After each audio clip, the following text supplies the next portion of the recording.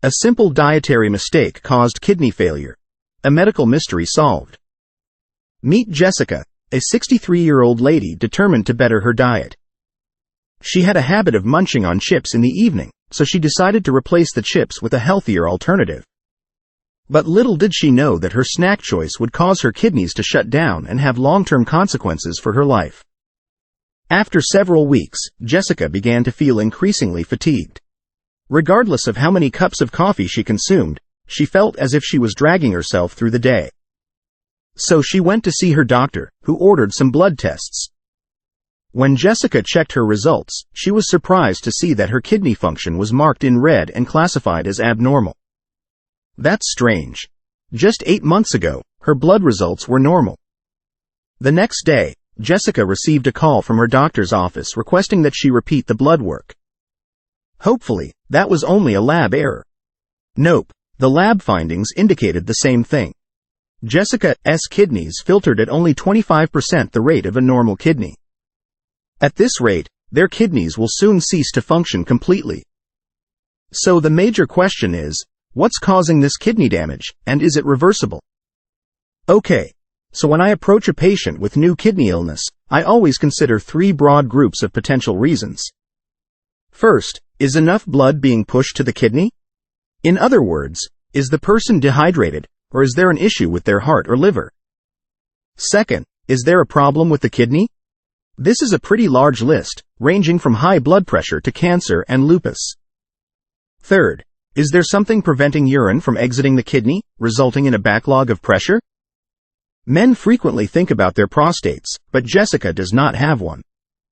So the hunt is on to determine which of these illnesses is impacting Jessica's renal function.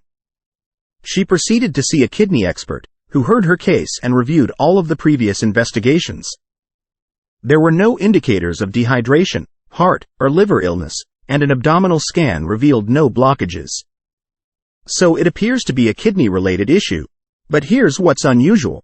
When the problem is inside the kidney, you can usually find clues in the urine sample, such as elevated protein levels due to a damaged kidney filtration system or malformed red blood cells caused by an inflammatory kidney.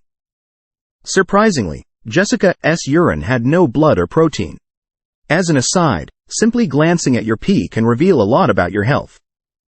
So, if you want to learn more about practical things to watch out for, check out the video below.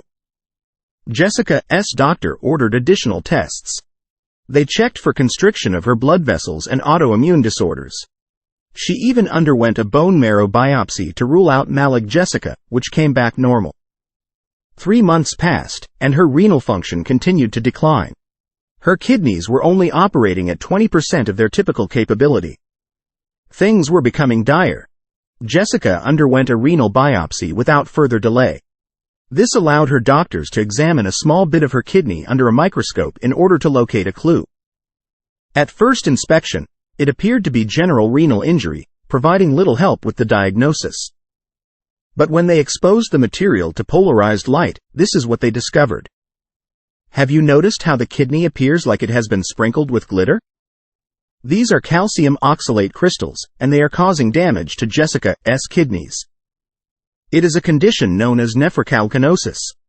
Nephro stands for kidney, and calcinosis is calcium accumulation.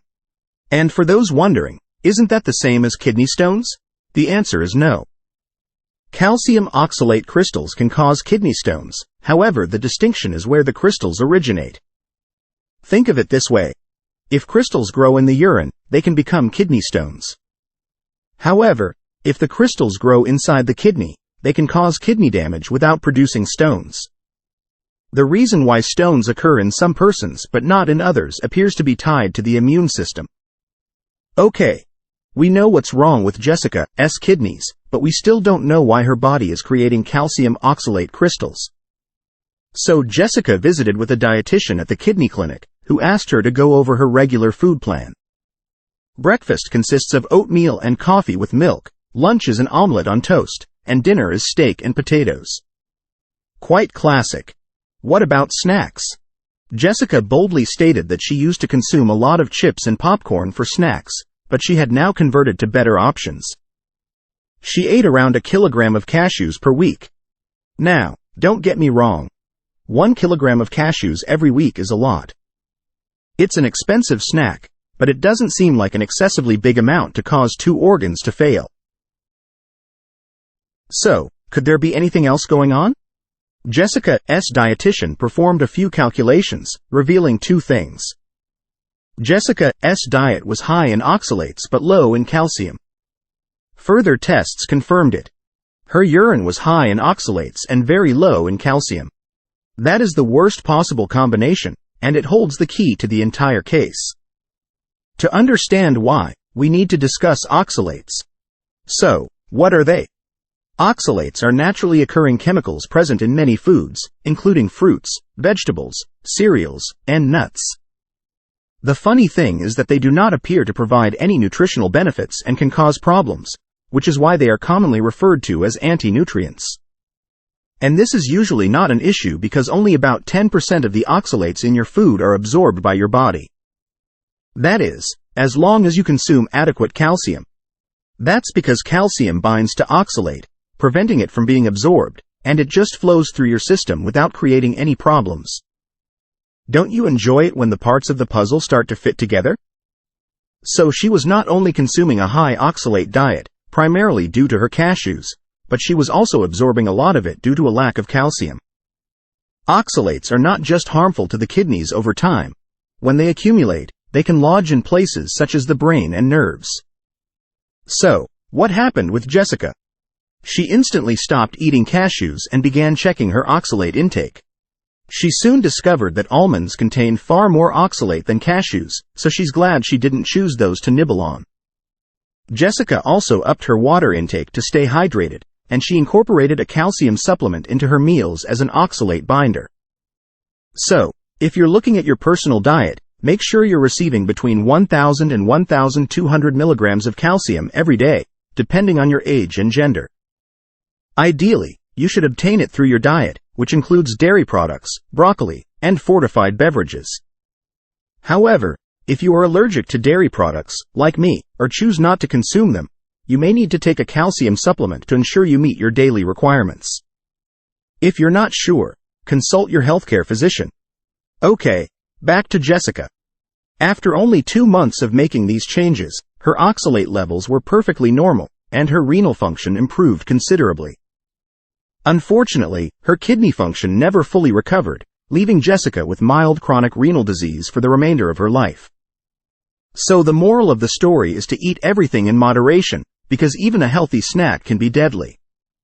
Just promise me that you won't leave this movie believing you have to eliminate all high oxalate foods from your diet.